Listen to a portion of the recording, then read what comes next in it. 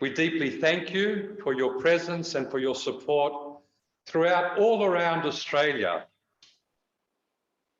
As you all would have heard from our Dean's message, the Theological College has been extremely busy consolidating existing programs, imagining new initiatives to advance our college forward in its sacred mission of giving witness to the loving and soothing light of Christ in a world, especially today, in need of his comfort and consolation.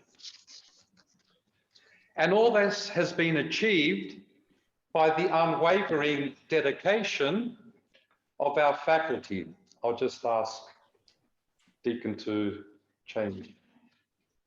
So all this has been achieved by the unwavering dedication of our faculty, but if I may add this evening, and it needs to be said, because of the visionary leadership of our Dean, Archbishop Makarios, who from the very first moment arriving in Australia, he had a dream. He had a dream to see the college grow both in student numbers, but also in infrastructure, to see it better connected, as you heard, with other theological colleges from all around the world, which has truly engendered greater fellowship and solidarity between our theological college here in Australia with other Orthodox theological colleges from all around the world. To see our curriculum broadened and enriched, the fruits of which have already seen for a more rewarding and edifying student experience. His Eminence has truly been an inspiration and vivifying force behind all the exciting initiatives that you heard this evening. And not only do the faculty as a whole owe our Archbishop and Dean profound gratitude and indebtedness, but we also feel privileged to have been given an opportunity to assist and to continue to serve our Archdiocese in this way. This evening, an open day to give you a bit of a taste of what it is that we do here. We've invited you to come and see. There are two interrelated questions that I'd briefly like to reflect upon. So firstly, what is it that we're really saying when we speak about the study of theology? How is theology to be approached? How is it similar and how is it different from other academic disciplines? Is it simply an academic discipline alongside the other academic disciplines that one would study at university? In other words, what is the unique nature of theology? That's the first question. And secondly, why study theology? What are some of the benefits of doing so? So let me turn to the second question first, namely the benefits. And undoubtedly, some of the benefits would include, firstly and quite simply, to learn about the Orthodox faith, to learn about Jesus Christ, who came into the world out of love to give us life eternal, to become better equipped to serve the church, to learn to address and engage with critical issues facing today's society from an Orthodox perspective, to learn about the rich cultural inheritance of the Orthodox Church, its Byzantine and Greek legacy, to learn about the rich liturgical and hymnographical traditions. So very simply, these are some of the reasons that you might consider studying theology. But as we turn our attention to explore very briefly the first question, namely, what is theology? What's the unique nature of theology? We will come to appreciate even more so the profound benefits of studying theology. Perhaps I'd be more correct to say to live theology, to allow it to permeate and saturate one's entire existence. So, what is theology? And quite simply, as you would imagine, it's the study of God. And of course, coming to study theology at a tertiary level, this will open you up before a world of different disciplines, like any other study, with which you'll need to become familiar. Dogmatics, what it is that we believe, the scriptures, the fathers, church history, our liturgy, Byzantine chant, and practical or pastoral theology, which seeks to apply what is learned towards the service of those around us. Because in serving the other, we serve Christ himself.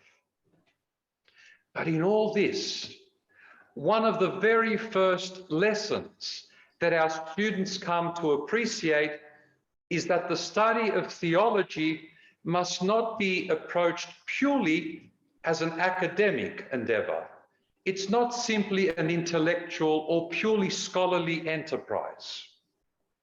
And it must never be reduced to that. Whilst the study of theology necessarily requires students to immerse themselves deeply in a range of different disciplines and teachings, requiring the careful study of texts, both ancient and modern, this, of course, is not to be excluded. And I often make the analogy in class that if a medical doctor, a surgeon, has to be absolutely meticulous when operating, because even a slight error can potentially have dire and dreadful consequences, cutting into an artery, for example, and causing a patient to bleed to death. So if precision is necessary for a doctor, how much more so does it require a theologian to be absolutely precise in studying the riches of our theological tradition? And when giving witness to these teachings of the church, doing so with faithfulness and fidelity to the tradition once handed down to us. Why? Because these teachings have to do with a person's eternal life and not just their biological health and well-being. And yet, more than a careful and meticulous study, theology requires that we embark upon our own spiritual journey to stir up and rekindle our relationship with Christ our God. And it's for this reason that we say theology is ultimately an encounter, a synandesis with Jesus Christ, our Lord and Saviour. And this encounter with the living Christ requires all our faculties, not only our intellect, our mind, but above all our heart, our entire conscience. As His Eminence remarked in his address this evening, theology is learning to trust our Lord, not simply studying him and remaining unaffected, learning to open our hearts to him who loved us first. And my friends, this encounter is life-changing. It is joy-filled. With Christ at the center of our life, there is a joyfulness of heart that the study of theology provides, a sense of joyful wonder beyond our wildest imagination. And this experience is nothing less than captivatingly transformative. And this is why we say that theology is informative, it gives you information, but more than that, it forms you, it's formative and ultimately transformative.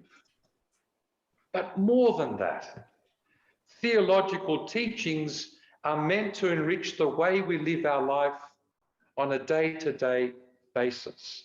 They are pointers to everyday life, teaching us how to relate with one another and the world more broadly. You see, theology really provides the tools to help us live life lovingly and to the fullest. And if theology is centered on the person of Christ, and if Christ himself is the way and the truth and the life, then theology truly provides the tools to live life. And as Jesus Christ himself says, to live life abundantly. In St. John's Gospel, we read, I came that they may have life and have it abundantly. And how is this gift of life that theology bestows? How is all this attainable? How is all this to be achieved?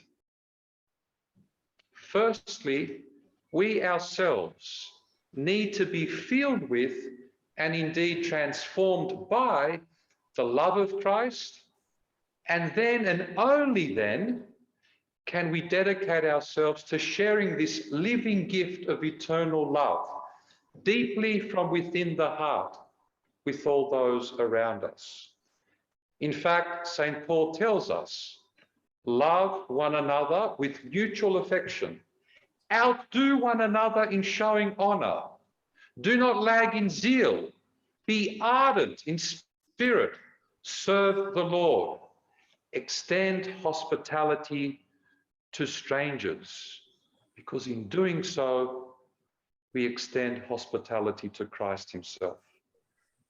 So in summary, theology is firstly an encounter with Christ, and this takes place within the context of the church, through the church's worship, and of course through our own private prayer. Worship is our way into this life of Christ that theology offers. So St. Andrew's is first and foremost a worshipping community. And every morning, every evening, we begin and end with Orthros and Vespers.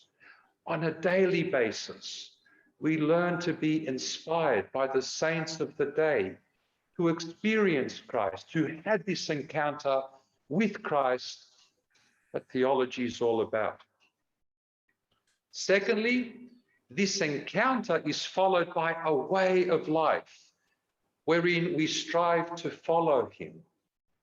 And thirdly, in so doing, this slowly softens our hearts and remolds us, it refashions us into this image of Christ.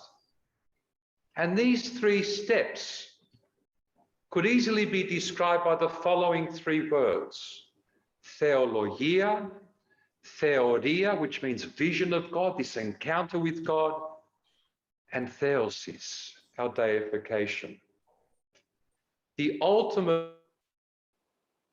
goal of theological study is nothing less than the transformation of the entire human person into the very image of Christ. To be constantly reminded of Christ's presence within us in everything we do, to stand firm in his hope, and in the end to behold Christ in all people and in all things, to become Christ's ourselves with a little c. Christification, Christopiesis is how the fathers refer to this. And theology, when approached properly, empowers us to receive this gift of life and to be able to attain this ultimate joy-filled goal of life eternal. As I often say, theology is to put on a new set of glasses, a theological pair of glasses, and all of a sudden, a whole new world opens up before us. We begin to read between the lines of creation, and we behold Christ's fingerprints in all of creation. And when this happens, my friends, the world becomes so beautiful, so full of joy, so full of his light, the true light which enlightens and sanctifies everyone who comes into the world, and therefore so full of colour beyond any darkness and gloom. This is the priceless treasure that theology is, and what St. Andrews aspires to share with those who come and see. Thank you.